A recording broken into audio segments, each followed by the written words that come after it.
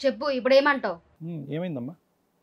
First భార్య నేనే first భార్య అని చెప్పావు. ఎవరు లేరని చెప్పి నన్ను మోసం చేసావు. ఇద్దరు ఫస్ట్. ఏంట్రా ఇద్దరు ఫస్ట్? నీకు అసలు దిమాగ్ పనిచేస్తుందా ఏంటి? ఇద్దరు ఫస్ట్ 8 సంవత్సరాలు అవుతుంది మనకి ఇద్దరికి పెళ్ళయ్యి. 7 సంవత్సరాల కొడుకున్నాడు, 5 సంవత్సరాల కొడుకున్నాడు. ఎక్కడ మైండ్ సరిగా పెట్టుకునే మాట్లాడుతున్నావా నువ్వు? లవ్ చేసి మళ్ళీ పెళ్లి చేసుకున్నావు. ఇది మొహానికి నువ్వు లవ్ ఎట్లా చేసినవి అసలు? నువ్వెట్లా చేసుకున్నావు నాకు తెలుసా? మా వాళ్ళందరూ కట్ట కలిపి నాకు కట్టిండ్రు. నువ్వెట్లా చేసుకున్నావు? వీడి మొహం చూసి అసలు ఎవరు లేరు అనాథ అని చెప్తే చేసుకున్నాను.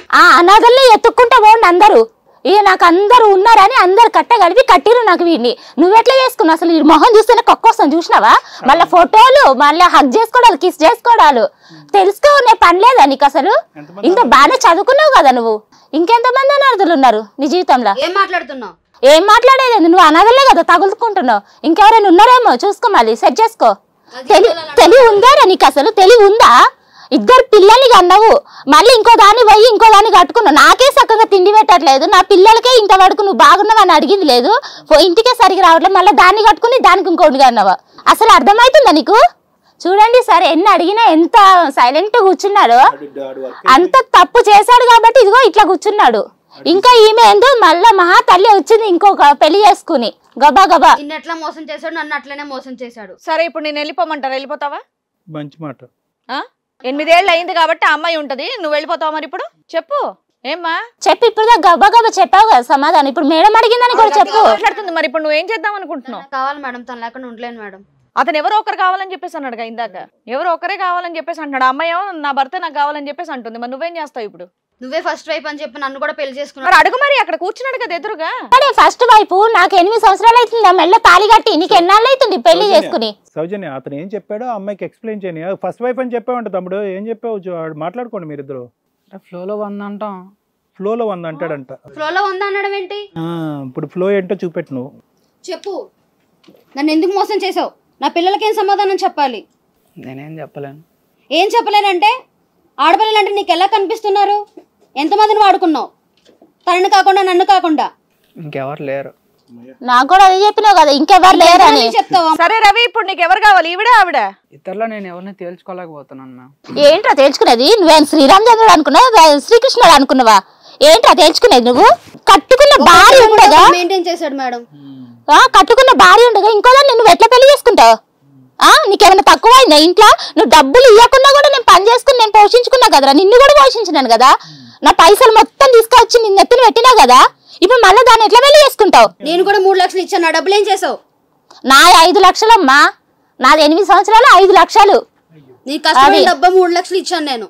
నా అమ్మాయి నాకు ఇంత కష్టపడి మూట పెడితే ఆ మూట తీసుకొచ్చి నెత్తిన పెట్టిన. ఏంట్రవి వాళ్ళిద్దరు మాట్లాడుతుంటే సైలెంట్ కూర్చొని ఉన్నావు? చెప్పాలి ఏదో ఒక సమాధానం. రియల్ ఎస్టేట్ లో పోయింది. పెట్టాడు పోయినాయి. మరి ఏమి ఇస్తావు వీళ్ళిద్దరికి? ఇప్పుడు ఏం వస్తుంది? ప్రాఫిట్ వచ్చినప్పుడు ఇచ్చేస్తాం. ఏం ప్రాఫిట్ వస్తుంది? ఇంకో ప్రాఫిట్ అంటే నీ ఉద్దేశంలో ఇంకో ఫిగర్ ని తీసుకొచ్చి ఇక్కడ వీళ్ళిద్దరితోనే ఆగలేకపోతున్నాం. ఇంకొకరు ఎందుకు సార్? నాకు ఇద్దరు వస్తే కానీ నీకు అర్థం అవ్వలేదు పవర్ ఏంటో. సరే కూర్చో. ఇగో ఇంతే నెగ్లెక్ట్ గా మాట్లాడుతున్నాడు మేడం. ఫోన్ చేసినా కూడా లాయర్ మాట్లాడతారు, ఏం జరగాలో చెప్తారు. సరే మేడం, మీరు విన్నారు కదండి వీళ్ళ కన్వర్సేషన్, మీరేమంటారు? నాకు నవ్వు వచ్చిందండి ఒక స్టేజ్ చూస్తే. 2024లో ఇలాగే ఉండాలి, నేను నానా రకాలు చెప్తాను, వీళ్ళు ఎవరో నమ్మడానికి. ఆ వర్డ్స్ ఎట్లా ఉన్నాయంటే అబ్బా, కొంతమంది ఒక వర్గానికి ఆదర్శవంతుడేమో అన్న ఇది. ఒకప్పుడు లేడీస్ హెరాస్మెంట్లు కేసులు ఎక్కువ అనే పాయింట్ మాట్లాడుతూ, అరే కేసులు వేసుకోకండి అమ్మా, సెటిల్ చేసుకోండి, ఇవన్నీ ఫాల్స్, ఎవరు ఫస్ట్ వైఫ్, లీగాలిటీలో ఎవరికి ఎక్కువ రైట్స్ ఉంటాయి, ఎవరు సెకండ్ వైఫ్ అని కేసుని బట్టి డిసైడ్ చేస్తామండి. ఇక్కడ కేసు గురించి మాట్లాడితే ఇది డిసైడ్ చేసే కేసు కాదు. అదేంటంటే క్లియర్గా తెలుస్తుంది, అమ్మాయి 8 years 7 years బాబున్నాడు, 6 years బాబున్నాడు, ఈ అమ్మాయి 4 years కదండి అంటే ఒక్కసారి స్టోరీ మాట్లాడదాం. ఏంటి, ఆ అబ్బాయి అనాథ, ఇంట్లో వాళ్ళు ఒక అరేంజ్డ్ మ్యారేజ్ చేశారు, ఆ అమ్మాయికి ఒక 8 years బ్యాక్, వాళ్ళకి 2 పిల్లలు. 5 years బాగానే ఉన్నాడు, ఎందుకంటే అతని బ్యాక్గ్రౌండ్లో ఎవ్వరూ లేడు, మంచోడే. ఆ అమ్మాయి కూడా అదే ISI మార్క్ వేసింది, మా హస్బెండ్ మంచోడే అండి, బాగానే చూసుకున్నాడు. ఎప్పుడు అతనిలో చేంజెస్ వచ్చినాయి, అరే ఇట్లాగే లైఫ్ స్టైల్ ఉంటే బాగుండదు, బాగా సంపాదిద్దామని వీడి దగ్గర నుంచి ఉన్న ఆల్రెడీ కట్నంగా స్త్రీధనంగా తెచ్చుకున్న అమౌంట్ ఏదైతే ఉందో దాన్ని తీసుకుని బయటికి ఎంటర్ అయ్యాడు. ఏదో సాధిద్దామని బయటికి ఎంటర్ అయిన వ్యక్తి సహజంగా లోపల దాక్కొని ఉన్న క్రూయాలిటీ, అవకాశాలు, స్వార్థం, లెక్కలేనితనం, ఇవన్నీ బయటకు వచ్చినాయి. భార్య పిల్లలు ఇంట్లో కూర్చుంటున్నారు. బయటకు వచ్చిన స్వేచ్ఛ వ్యక్తికి ఎట్లా ఉందంటే ఒక కొత్త ఫిగర్ తగిలింది. మళ్ళీ సేమ్ స్టోరీ ఇక్కడ స్టార్ట్ చేసుకుంటూ వచ్చాడు. ఇక్కడ ఈ అమ్మాయికి పెద్దగా ఎవరు లేరు. కొంచెం అమ్మాయి చూసినా కానీ అడ్వాన్స్డ్గా చాలా స్ట్రాంగ్గా మాట్లాడుతుంది. సో ఈ మాట్లాడే విధానంలో అతనికి ఉన్న ఆప్షన్ ఏంటి, ఆ 5 lakhsకి ఇంకొకటి తోడైతే ఇది ఫస్ట్ 1 year తను చెప్పడం ఏంటంటే మా మ్యారేజ్ అవ్వడానికి ఒక 1 year ముందు మా మధ్య ట్రాన్సాక్షన్ ర్యాపో నడిచిందండి. తర్వాత అతన్ని నమ్మి అతను ఒక్కడనే నేను ఒక్కడనే నాకు పెళ్లి చేసుకుందాం అది ఇది అంటే ఇష్టపడి 1 year అబ్జర్వ్ చేసినాక నేను చేసుకున్నానండి అంటుంది.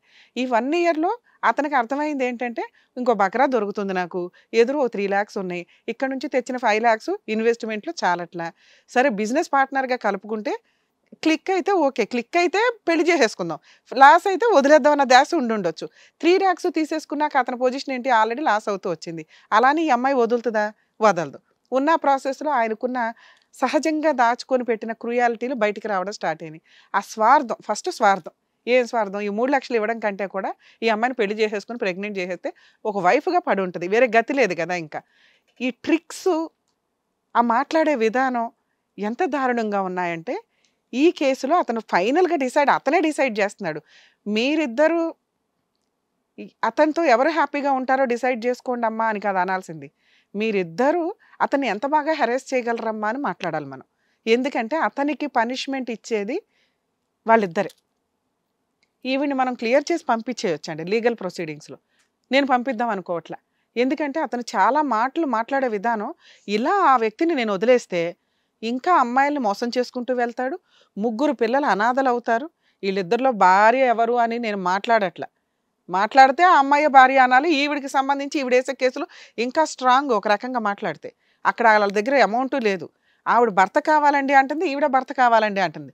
ఆయన ఇద్దరు కావాలనట్లా, ఇద్దరిలో నేను ఒకళ్ళనే పోషించగలను కాబట్టి ఒకళ్ళు నన్ను పోషించుకొని నేను ఇంకోళ్ళని పోషిస్తా, లేదా మీరిద్దరు నన్ను పోషించండి మీ ఇద్దరితో ఉంటా, లేదా ఒకళ్ళు కట్ అయిపోండి. ఎవరు కట్ అవ్వాలి, ఏంట్రా లైఫ్ నువ్వే డిసైడ్ చేసి పడేస్తున్నావు వీళ్ళకి. ఎంత దారుణంగా ఉంది వ్యవహారం. భర్తే భార్యల యొక్క లైఫ్ డిసైడ్ చేస్తారు, నువ్వేంట్రా అంటే ఎంతమంది లైఫ్లు డిసైడ్ చేస్తున్నావు, 3 పిల్లల లైఫ్, 2 లేడీస్ లైఫ్ నువ్వు డిసైడ్ చేస్తానంటే ఈ స్టేజ్ మీద మేము ఎందుకు ఊరుకుంటామమ్మా. ఎంత రెక్లెస్గా మాట్లాడుతున్నావు. ఇక్కడికి వచ్చి ఎవరో ఒకరు తేల్చేయండి, దులిపేయండి, వెళ్ళిపోతామండి అంటే అంత ఈజీగా ఒక రిలేషన్ కట్ చేసుకోవడం. నో, అంత ఈజీ కాదు. అంత ఈజీగా మేము కట్ అవ్వనివ్వం ఇక్కడ. ఎందుకు అంటే నీకు ప్రాపర్ పనిష్మెంట్ ఇవ్వడం కోసం వీళ్ళిద్దరిని నేను ఇప్పుడు ఆయుధాలుగా తయారు చేస్తా. వాళ్ళకి అటాక్ ఎట్లా ఇవ్వాలో నేర్పిస్తే ఇక నుంచి వాళ్ళ టార్గెట్ వాళ్ళ జీవితాలు నాశనం చేసినందుకు, 3 పిల్లల జీవితాలు నాశనం చేసినందుకు పీక్కు తినటం ఎట్లాగా అని మెల్లగా స్టార్ట్ అవుతుంది. అబ్బబ్బా 2 వైఫులతో నేను భరించలేకపోతున్నానండి అన్నావు చూసావా. అరే ఒక వైఫ్ తోటే భరించలేక చేస్తున్నారు బయట జెంట్స్. నీలాంటి క్రూయల్ మెంటాలిటీ నువ్వే గొయ్య తవ్వుకొని ఇద్దరిని పెట్టుకున్నావు, ఇటొక్కలని ఇటొక్కలని. ఇద్దరు 2 వైపులా పీకు తింటే ఎలా ఉంటుందో అదే లీగల్ పనిష్మెంట్. నాన్న మీ ఇద్దరు ఎవరు ఫస్ట్ ఎవరు సెకండ్ అని తనుకోకండి. లీగల్లో మాట్లాడుకుంటే ఆవిడ ఫస్ట్, నీ దృష్టిలో నువ్వు ఫస్ట్. ఎందుకంటే నీకు తెలిసింది అంతే కదా. ఈ అమ్మాయిని నువ్వేమనొద్దు, నువ్వు ఆవిడని ఏమనొద్దు. ఎందుకంటే మీ ఇద్దరిని మోసం చేసిన వ్యక్తి అతను. అతన్ని పీక్కు తినటం ఎట్లా అనేది చెప్తాను. అతనికి అదే పెద్ద పనిష్మెంట్. మీరు మళ్ళీ అయ్యో సొసైటీ కోసం భర్త ఉండాలి కదండి, ఉండాలి, మీ ఇద్దరికి భర్త ఉండాలి. ఎందుకంటే మీ వెనకాల పెద్ద బ్యాక్గ్రౌండ్ లేదు. అరే నువ్వు ఉండమ్మా నువ్వు వద్దమ్మా అని అనేంత పెద్ద మనుషులు లేరు. నేను డిసైడ్ చేయట్లా, మేము డిసైడ్ చేయట్లా. ఎందుకు అంటే మీ పిల్లలిద్దరికి 3కి తండ్రి ఉండాల్సిందే. మీ గొయ్య తవ్విందే అతను, అతనికి నుయ్యి తవ్వడం ఎట్లా అని ఆలోచించండి. ఏం చేయాలి, మీరు ఇమీడియట్గా అతని మీద మెయింటెనెన్స్ కేసు 498 కేసు ఫైల్ చేయండి. ఇంకేం వేయమనట్లేదు. ఎందుకంటే డొమెస్టిక్ వైలెన్స్ కేసు అంటే అతనితో పాటు అతని ఫ్యామిలీ మెంబర్స్ మీద వేయాలి. ఇక్కడ గిలక్కగాడు ఒక్కడే, ఎవరి మీద వేయడానికి లేదు కాబట్టి తిరుగుతానులే అంటాడు. నువ్వు ఒక్కదానివే వేస్తే అట్లా. పిల్లలకి మెయింటెనెన్స్ ఇవ్వాలమ్మా. అతను ఏం తీసుకొస్తాడు తీసుకురాడు అనేది నీకు అనవసరం. నాకు భర్త కావాలి అనటం కూడా అనవసరం. అసలు అతని ఇంటికి రాని మాకు. Okay madam. నువ్వు చెయ్యాల్సిన పని అది. గాలి తిరిగి ఎక్కడ తిరుగుతాడో తిరగని. నువ్వు కేసులు వేసినప్పుడు అడ్వకేట్ ఫీజులు ఉంటాయి చూడు, సినిమా కనిపిస్తుంది. ఆ తర్వాత మెయింటెనెన్స్ పే చేయటం ముందు చూసావా, from the filing of the petition maintenance order చేస్తారు. దాంట్లో ఇంటీరియం మెయింటెనెన్స్ పిటిషన్ వేయండి. ఈ 2 వేయండి, ఎక్కువ హింసించే అసలు ఈ 2 చాలు వాడికి. ఓకేనా, ఇది బెటర్ పని అమ్మా. నిన్ను డైవర్స్ ఇమ్మనట్లేదు. నువ్వు ఇందాక మమ్మల్ని అడిగింది ఏంటి, నాకు భర్త కావాలంటే సొసైటీలో బతకలేం కదండి, ఒకసారి పెళ్ళైనాక భర్త అన్నావుగా, ఉన్నాడు, ఉంటాడు, ఫోటో ఫ్రేమ్కి సొసైటీకి. నీ పక్కకి రానివ్వద్దు. అలాగే ఎంటర్టైన్ కూడా చెయ్యొద్దు అతన్ని. నువ్వు ఒక 2 years ఆ మాదిరి హింసిస్తే అతనిలో ఏం మార్పు వస్తుంది అనేది అప్పుడు డిసైడ్ చేయండి. అట్లీస్ట్ 2-3 years పనిష్మెంట్ పడాలిగా, అర్థమవుతుందా? అది చెయ్యి. నెక్స్ట్ పోలీస్ స్టేషన్ కంప్లైంట్ ఇచ్చినప్పుడు మీరు కంపల్సరీ మెన్షన్ చేయాల్సిన ఇంకొక పాయింట్, ఈ అమ్మాయితో సెకండ్ మ్యారేజ్ అయ్యిందని తెలిసింది, అది బైగామి కేసు అమ్మ, 494 చాలా స్ట్రాంగ్ కేసు. ఈ కేసులో ఈ అమ్మాయిని అరెస్ట్ చేయరు. ఎందుకు అంటే ఇద్దరూ కలిపి తెలిసి మోసం చేసుకొని పెళ్లి చేసుకోవడం వేరు. ఈవిడ చేత కూడా ఇప్పుడు ఒక అటాక్ వేయిస్తాను కదా, మీ ఇద్దరు కలిపి వేసే అటాక్లో ఆయనకు ఆటం బాంబు పేలినట్టు పేలుతాయి. ఓకేనా? సో మీరు పోలీస్ స్టేషన్లో ఆ విషయం కూడా మెన్షన్ చేయండి. అలాగే మీరు కూడా పర్సనల్ ఫొటోస్ తీసుకున్నారు. ఎందుకంటే అమ్మా ఎక్కడైనా కానీ భర్తని నమ్ముతారండి. పర్సనల్, ఇంకా పిల్లలు వస్తారు వెళ్తారు, వాళ్ళు పెళ్ళిళ్ళు చేసుకుంటారు, లైఫ్ లాంగ్ ఫ్రెండ్స్గా ఉండేది భార్యాభర్తలే. అలాంటి భార్యాభర్తలు ఒకరినొకరు నమ్మినప్పుడు వాళ్ళ పర్సనల్స్ మిగతా ఏ గొడవలన్నా కానీ మాట్లాడుకోవచ్చు తప్ప, విడిపోవచ్చు తప్ప, పర్సనల్గా నిన్ను నమ్మి ఏదైతే షేర్ చేసుకుంటారో వాటిని నమ్మక ద్రోహం చేసుకుంటూ వెళ్ళకూడదు. ఇంకా మనిషిగా బతకడమే దండగ అట్లాంటి.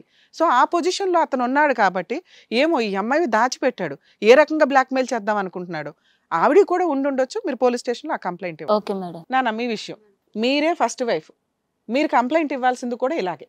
మీకు తెలియదు, ఈ షో వల్ల మీకు తెలిసింది తప్ప ఆవిడ ఒకటి ఉంది ఇవన్నీ తెలియవు. ఆవిడికి మీ గురించి తెలిసి ఆవిడ కంప్లైంట్ ఇచ్చింది, మీరు కూడా అదే రోజు మాకు కంప్లైంట్ ఇవ్వడానికి వెళ్ళండి. ఇలా నా భర్త అండి ఎప్పుడు ఎవరో ఒక అమ్మాయితో ఫోనుల్లో మాట్లాడుతున్నాడు, అతను పిలిపించి హెరాస్మెంట్, నా దగ్గర 3 లక్షలు తీసుకున్నాడు, ఇప్పుడు డబ్బులు ఉంటేనే కాపురానికి వస్తానంటున్నాడు, పిల్లడికి కూడా మెయింటెనెన్స్ ఇవ్వట్లేదు అని మీరు పోలీస్ స్టేషన్లో కంప్లైంట్ ఇవ్వండి. ఇప్పుడు నేను చెప్పిన విధంగా మీరు ఇచ్చే కంప్లైంట్ ఆవిడ కంప్లైంట్కి సపోర్ట్ అవుతుంది. మీ మీద ఎటువంటి కేసు రిజిస్టర్ అవ్వదు, గుర్తుపెట్టుకోండి. ఎందుకంటే మీరు కూడా వన్ ఆఫ్ ద విక్టిమ్ ఇక్కడ. అలాగే మీరు కూడా మెయింటెనెన్స్ కేసు వేయండి. మీ పాపకి మీకు మెయింటెనెన్స్ వస్తుంది, మీరు కూడా 2 పిల్లలకి మీకు మెయింటెనెన్స్ వేయండి. మీకు భర్త ఉంటాడు, పిల్లకి తండ్రి ఉంటాడు, మీకు భర్త ఉంటాడు, 2 పిల్లలకి తండ్రి ఉంటాడు. సొసైటీ అని ఏడ్చారు కదా, దానికోసం ఫోటో ఫ్రేమ్కి ఉంటాడు. అతను మాత్రం కోర్టుల చుట్టూ, అమ్మ నువ్వు కూడా ఇంటికి రానివ్వద్దు, ఇది నేను ఇక్కడ మిమ్మల్ని ఎంక్వైరీ కూడా చేస్తాము, ఆ అబ్బాయికి మీరు ఇచ్చే పెద్ద పనిష్మెంట్ వాడి ఇంటికి రాకపోవడం కాదు, మీరు రానివ్వద్దు అంతే. అర్థమవుతుందా? మీ కాళ్ళ మీద మీరు నిలబడటానికి కోర్టుల చుట్టూ తిరగడానికి ప్రిపేర్ అవ్వండి. Okay madam. అతనికి సినిమా కనిపిస్తుంది. ఇదే ఈ స్టేజ్ మీద మేము ఇచ్చే కరెక్ట్ జడ్జిమెంట్ నాన్న. అలాగే మేడం. Okay madam. బాబు రవి, నీకు నమస్కారం. నీకు బుద్ధి రావాలి. ఆ బుద్ధి ఒక 3 yearsకి వస్తుందా, 5 yearsకి వస్తుందా? ఇద్దరిని పోషించలేనండి అన్నావు కదా, ఇద్దరిని కాదు, ఇప్పుడు నువ్వు 3 పోషించాలి. లీగాలిటీలో అడ్వకేట్స్ని, కోర్టుని, ల్యాండ్ ఆర్డర్స్ని, 2 భార్యలు, పిల్లల్ని. అది అసలు సినిమా స్టార్ట్ అయినప్పుడు నువ్వు రియలైజ్ అయితే వీళ్ళ కాళ్ళు పట్టుకొని ఏం చేసుకుంటావు అనేది మీ 3 ఆ రోజు డెసిషన్ తీసుకోండి. 2K జనరేషన్లో ఎలా ఉంటుందో చూపిస్తాం. మేము ఈ జనరేషన్లోనే ఉంటాం, నువ్వు ఆ జనరేషన్లోనే ఉండు. సో సౌజన్య గారు అండ్ అలాగే వర్షిణి గారు, సో మేడం చెప్పినట్టుగా, సార్ చెప్పినట్టుగా చెయ్యండి. బుద్ధి చెప్పాల్సింది, ఎందుకంటే ఇందాక మీరు 90sలో ఉన్నారా ఇక్కడ అని చెప్పేసి తెగవాగాడు కదా, బుద్ధి చెప్తేనే నెక్స్ట్ టైం ఇంకెవరు రిపీట్ చేయకుండా ఉంటారనమాట. మేడం చెప్పినట్టుగా వినండి, హ్యాపీగా ఉండండి. Thank you madam. వెళ్ళయ్యా బాబు. Thank you sir, thank you madam. So న్యాయం కోసం వచ్చిన మన సౌజన్యకి అండ్ అలాగే పాపం వర్షిణి హడావిడిగా దూరం నుంచి కూడా వచ్చేసింది, తనకు కూడా చెప్పినందుకు థ్యాంక్ యూ సో మచ్.